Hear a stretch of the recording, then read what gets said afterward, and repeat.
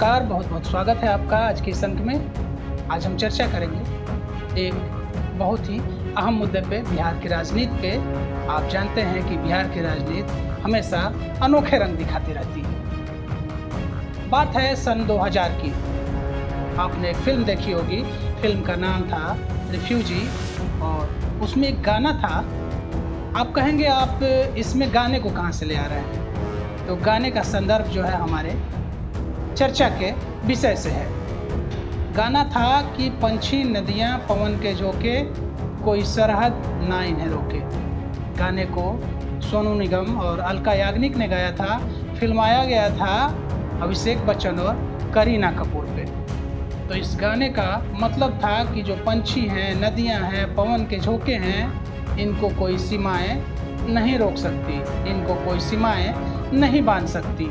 आप दीवार लगाकर, सीमाओं को बांधकर इनको आप नहीं रोक सकते हैं। और ये किस संदर्भ में है, आइए चर्चा करते हैं। बिहार के पश्चिमी चंपारण के मशहूर यूट्यूबर, पत्रकार, सन ऑफ बिहार मनीष कश्यप के बारे में। अब मनीष कश्यप का उस गाने से क्या लेना देना है, आइए इस पे विस्तार से चर्चा करते हैं। मनीष कश्यप जब जेल से छूट के आते हैं तो उनका कद काफ़ी बढ़ चुका था। ये बात तो आप सभी जानते होंगे। मनीष कश्यप अपने क्षेत्र में दौरा करते हैं, लोगों से मिलते हैं, उनको अपार जन समर्थन भी मिलता है। ऐसा लगता है कि एक बदलाव की लहर थी, क्योंकि मनीष कश्यप अपने सभाओं में, अपने रैलियों में, अपने जनसंपर्क में बिहार को, अपने क्षेत्र को विकास करने का एक समुचित जो है रोड मैप बताते थे। उनका एक प्लान था, उनका विजन था। उनके जनसंपर्क को देख के, उनके जनसमर्थन को देख के उस वक्त बीजेपी को ऐसा लगता है कि हमारी पार्टी के यहाँ से जो कैंडिडेट होंगे, संजय जायसवाल जी, डॉक्टर संजय जायसवाल जी, वो कहीं ना कहीं पिछड़ते हुए दिख रहे थे।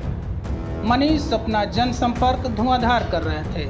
आम लोगों का उनको समर्थन मिल रहा था, हर तरीके से लोग उनसे जुड़ रहे थे और कहीं ना कहीं बिहार में एक बदलाव की उम्मीद मनीष के द्वारा जाती हुई दिख रही थी।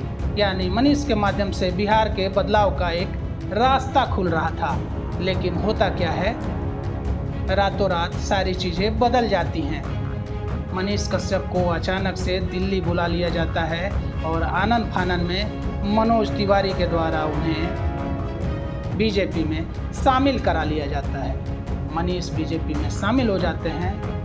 मनीष का पूरे चुनाव प्रचार में पूरा उपयोग किया जाता है, या यूँ कहें कि उनका फ़ायदा उठाया जाता है। अब मनीष से भीतर खाने क्या डील हुई, क्योंकि बीजेपी में आने के बाद उन्होंने ये बात कही कि विधानसभा में हम तेजस्वी के सामने बैठकर उनसे आंखों में आंखें डालकर प्रश्न करेंगे। अंदाज़ा ये लगाया गया कि मनीष को हो सकता है कि बिहार में कोई मंत्रालय मिले या उनको डिप्टी सीएम बना दिया जाए।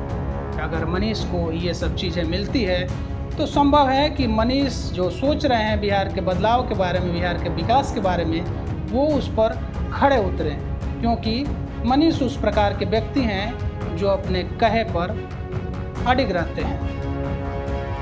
मनीष को बीजेपी अपने में मिला लेती है, उनका भरपूर उपयोग करती है, या यूँ कहें उनका उपभोग करती है।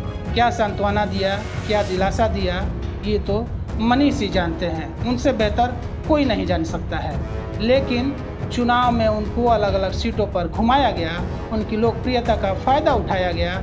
खासकर मनोज तिवारी ने उनका बहुत ही फ़ायदा उठाया। यह संभव था कि अगर मनीष पश्चिमी चंपारण लोकसभा सीट से लड़ते तो मनीष जीत जाते, लेकिन बीजेपी ने उनको अपने में मिला लिया। और आपने देखा होगा गांव में या शहरों में भी आपने देखा होगा कि गन्ने को रस को, गन्ना जो होता है, गन्ना को मशीन में तब तक डाला जाता है जब तक उसके रस का आखिरी बूंद तक न निकल जाए। कहीं ऐसा ना हो कि मनीष को बीजेपी उसी गन्ने के रस की माफिक निचोड़ निचोड़ के चूस कर और किसी काम के ना रहने लायक तक उनको उपयोग करके और फेंक दे।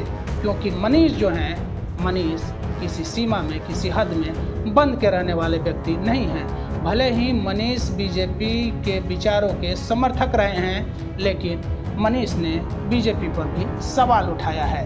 आपने देखा होगा कि मनीष कश्यप अग्निवीर जैसी योजनाओं का विरोध करते हैं। एक अच्छा नेता, एक अच्छा पत्रकार, उसको इन सब बातों से गुरेज नहीं होना चाहिए कि सत्ता पक्ष हो या विपक्ष हो, उससे सवाल निरंतर होते रहना चाहिए।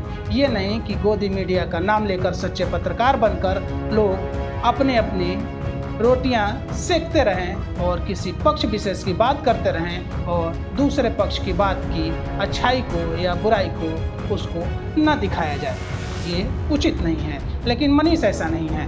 मनीष जो भी गलतियां दिखती हैं सरकार की उसको दिखाते हैं, इसीलिए मनीष आम लोगों में काफ़ी लोकप्रिय हैं। मनीष का एक अपना फैन फॉलोइंग है।